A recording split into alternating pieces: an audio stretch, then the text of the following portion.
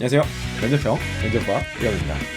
네, 제가 지난주에 상사의 부당한 업무 지시에 대해서 이렇게 답변해야 돼요, 이렇게 생각해야 돼요 라는 해석을 영상을 올려드린 적이 있어요. 근데 거기에 댓글들을 제가 쭉 여러 가지를 달린 것들을 보니까 조금 더 부연 설명이 필요한 부분도 있고, 여러분들이 이걸 어떻게 해석해야 될지 좀 어려워하는 포인트들이 있어서 그 내용들을 가지고 시리즈 2로 조금 더 설명을 드리려고 합니다. 제가 뭐 댓글이 아주 많이 달렸는데 그 중에 좀 케이스로 묶을 수 있을 만한 거 크게 대표적인 유형 세 가지를 뽑아봤어요. 아마 대부분 이 유형 안에서 여러분들이 고민하고 어려워하고 이런 부분들이 해결되지 않을까 생각이 듭니다. 먼저 첫 번째 케이스는요, 사적인 일을 시키는, 그러니까 비윤리적인 건 아닌데 비업무적인 지시를 시키는 걸 어떻게 해석해야 될지 모르겠어요, 이제 이런 분들이 있었어요. 댓글 한번 읽어볼게요. 네, 고매정 님이 올려주셨네요. 누가 봐도 업무 외적인 사적 지시는 어떻게 판단하는 게 옳을까요? 좋아요 14개나 달렸습니다. 또 쿠앤크님, 이형님, 그런데 비윤리적이진 않은데 비업무적인 지시는 어떻게 해야 될까요? 주말에 나와서 자기 운전기사 좀 해라 같은 건 말이죠. 이것도 법에 저촉되긴 하는데 점점점. 네, 이런 내용이 있었습니다. 자, 우리가 이 질문에 대해서 고민하기 전에 제가 여러분께 또 질문 하나 드려볼게요. 저는 항상 여러분들이 생각할 수 있게 돕는 사람이니까요. 자, 사적인 업무 지시를 시켰어. 누가 손해일까요? 이 업무 지시를 시키고 여러분들이 수행을 했을 때 진짜 손해보는 사람이 누굴까? 누굴 것 같으세요?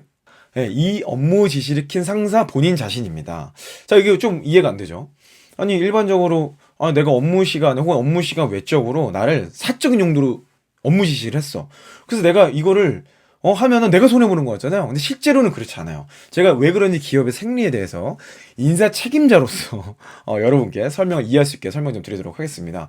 자, 지금 여러분이 이 질문을 한다는 것 자체가 뭐죠?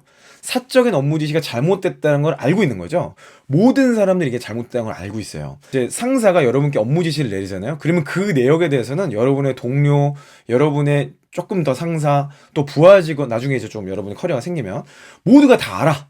안 상황이에요. 그럼에도 불구하고 사적인 지시를 시켰어. 이게 누적이 되잖아요. 이 상사한테 굉장히 크리티컬한 이슈가 될 수 있습니다. 자, 업무 시간에 사적인 일을 시켰다 칩시다. 그러면 여러분을 통해서 조직 전체 성과를 내야 될 책임이 있는 상사가 일단 성과를 못 내게 돼요. 그죠? 그리고 여러분들은 성과를 못 냈어도 그거를 변할 수 있는 변명의 여지가 생겨요. 그러니까 업무 시간을 타이트하게, 가뜩이나 52시간씩 업무 시간이 줄어들었는데 이 시간을 잘 관리하고 어떻게 해서든 성과를 내야 되는 책무가 있는 게 팀장이란 말이죠. 그게 상사란 말이에요. 근데 그 시간을 내 개인적인 업무로 시켰어. 그러다 보면은 이게 문제가 생기는 거예요. 그래서 여러분은 이것 때문에 나쁜 평가를 받았을 때 오히려 이거 가지고 얘기할 수 있어. 아니, 제가 이런 일까지 하느라고 제 원래 업무를 못 했는데요? 이렇게 얘기할 수 있는 거야. 그러니까 명분이 생기는 거예요. 두 번째로는요, 당연히 시키면 안 될 일을 시켰어. 근데 여러분이 그 일을 했잖아요. 이 과정에서 사실 해보면, 저도 많이 해봤어요. 해봤는데 이거 하는 과정에서 왜 나쁜 짓 한번 같이 하거나 엄청 친해진다 그러잖아요. 좀 그런 효과가 있어요. 상사 입장에서는 조금 이게 좀 애매모호해. 처음에 그렇게 시작해요. 좀 애매모호한데 좀 사적인 일일 수도 있지만 그냥 뭐 시켰어. 그랬을 때 여러분들이 그 일을 하잖아요. 그러면 은근히 이 부하 직원에게 미안한 마음과 죄책감 같은 게 표현을 하지 않더라도 쌓이게 돼 있습니다. 그 주변에서 누가 보고 이런 거 해도 돼? 왜 그런 거 해? 이런 질문이 갑자기 나오기 시작하잖아요. 그 이 부분부터 굉장히 두려워지기 시작해요. 그래서 결국은 여러분들이 손해볼 게 전혀 없다는 거야. 여러분들이 요거를 잘 수행했을 때 오히려 더 끈끈한 관계 속에서 상사가 일을 더 맡기고 싶어하는 그런 사람이 될 수 있는 확률이 높습니다. 그래서 저는 사적인 일을 시켰을 때 안 할 이유가 전혀 없다. 그냥 그 업무 시간에 시킨 일이라면 그게 업무에 필요하다고 판단했으니까 시켰겠죠 라는 마인드를 그냥 갖고 있으면 돼요. 업무 외적인 걸 시켜 한두 번은 할 수 있겠지, 서비스로 한두 번 할 수 있는데 부당한 거를 계속 시켜 업무 외적으로, 이거는 이의 제기를 해야겠죠. 그래서 결국 답변으로 정리하면 이렇습니다. 업무 시간에 부여되는 사적인 일에 대한 거는 여러분이 판단을 굳이 안 하셔도 돼요. 안 하셔도 돼요. 왜? 업무 시간이니까. 업무 시간의 모든 성과에 대한 책임은 이 사람이 지기 때문에 그것을 믿고 그냥 나는 그 일을 따르겠습니다 라고 할 수 있는 거예요. 예를 들면 어떤 파일을 보내주고, 야, 이거 좀 출력해 줄래? 이런 얘기를 했을 때 그 출력이라는 거가 사적인 걸 수도 있고 아닐 수도 있거든요. 또는 이 팀장이, 상사가 어떤 일을 더 잘했을 때 팀 전체 성과가 잘날 수도 있는 거예요. 그러니까 그런 것들은 뭐 얼마든지 내가 생각을 조금만 유연하게 한다고 하면 사실 이게 굉장히 문제가 있는 일이냐? 뭐 반복된 문제가 있겠죠. 반복된 문제가 있지만 한두 번 정도는 충분히 할 수 있다. 그리고 이것이 업무 외 시간이 반복이 될 경우에는 이거는 정식으로 이의 제기를 하겠습니다. 라고 답변하시면 좋을 것 같습니다. 자, 그럼 두 번째 케이스를 한번 볼게요. 임가상님께서 댓글 올려주셨는데요. 상사가 당신을 싫어하고 대놓고 핀잔을 준다면 어떻게 할 것인가? 여기 댓글이 3개나 달렸네요. 이런 질문을 뭐라고 답변해야 되죠? 대놓고 싫어하는 케이스야. 해롬님께서도 비슷한 질문 하셨어요. 상사가 이유 없이 나를 싫어한다면 어떻게 하겠는가? 라는 질문 이미 받으셨대. 근데 이분은 이렇게 생각했어요. 저는 이유 없는 미움은 없다고 생각한다. 윗선을 고발한다고 해서 이유 없는 미움이 개선될 거 생각하지 않기 때문에 일을 더 열심히 해서 미워할 마음을 개선하겠다고 대답했는데 아쉬운 느낌이 들어서 질문 드립니다. 네, 여러분 이 질문에 대해서 제가 아주 좋은 전략을 하나 드리겠습니다.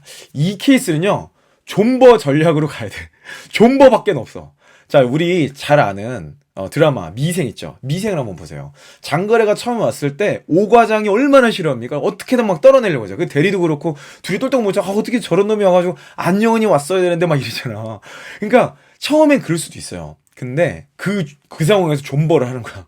장거리가 어떻게 하는지 잘 보세요. 근성으로 그거를 버텨. 일단 딱 버티면서 나에게 기회가 올 때까지. 그리고 조금은 좀 무식하리만큼 상사시키면 그냥 고지고대로 합니다. 근데 그게 한두 번은 답답하고 욕도 먹고 이럴 수 있어요. 근데 그게 누적이 되잖아요. 그럼 그 사람에게 어느 순간인가 신뢰가 쌓게 돼 있습니다. 저도 이런 비슷한 경험을 한 적이 있어요. 그리고 제 주변에도 이런 사람을 많이 봤어.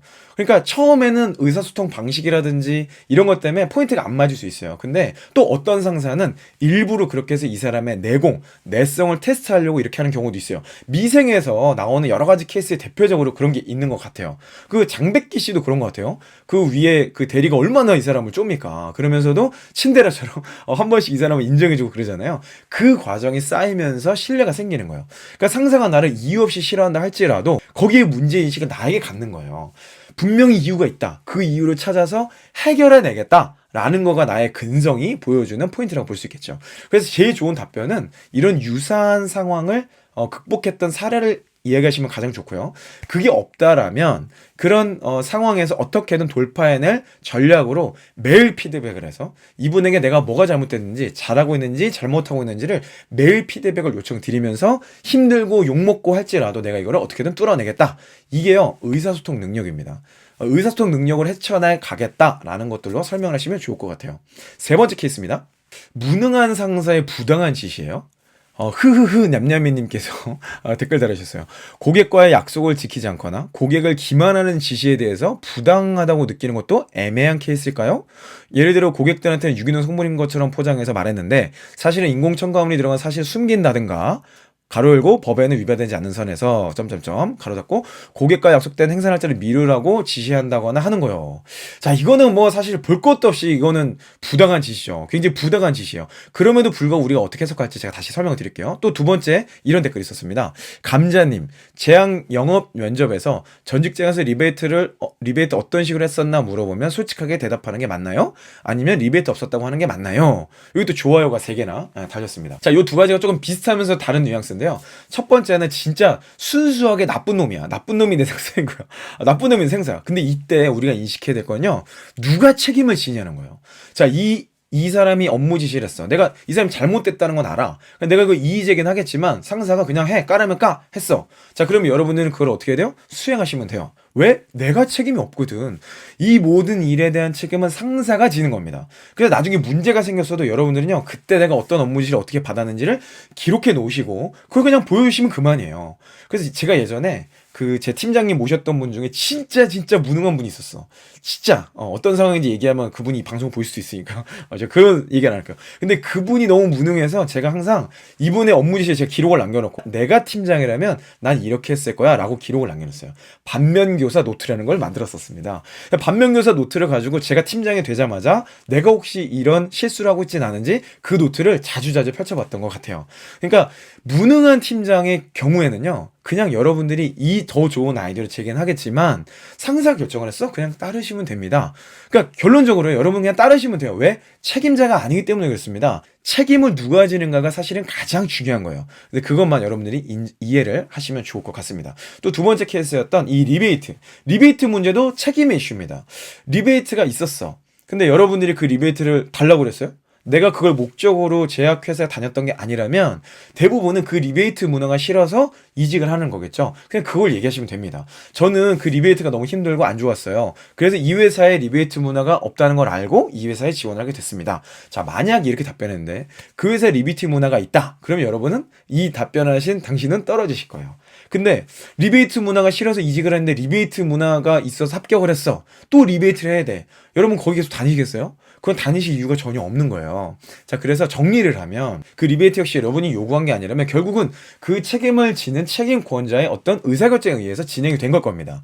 자, 오늘의 내용들을 쭉 다 정리해보면요. 상사와의 관계는 제가 지난번에 시리즈 1편에서 말씀드린 것처럼 누가 책임자냐, 누가 의사결정권자냐가 핵심이에요. 그것만 파악하시고 여러분들이 그 안에서 움직이시면 모든 게 해결됩니다. 자, 그럼 모든 답변은 일관되죠. 상사가 책임을 지는 거기 때문에 나는 그 지시에 따르겠습니다. 업무 외적인 것에 대해서는 충분히 제가 할 수 있지만 이게 반복됐을 때 나의 몰입도에 영향을 주기 때문에 상사에게 이 부분을 정식으로 이의 제기를 하겠습니다. 정도의 답변이면 충분할 것 같습니다. 그 모든 업무 책임에 대해서는 상사가 진다는 것을 저는 받아들이고 수용합니다 라는 뉘앙스를 줄 수 있다면 여러분은 로열티가 있는 사람, 팔로우십이 좋은 사람이 되는 거고요. 그 상사가 멍청하고 꼰대가 되는 거예요. 여러분의 로열티를 잘 설명하면서 조직의 어떤 이런 위계를 잘 갖춰가는 그런 모습을 나를 어필할 수 있지 않을까 생각이 듭니다. 자, 오늘의 결론. 책임을 이해하고 그 사람 말을 따라라.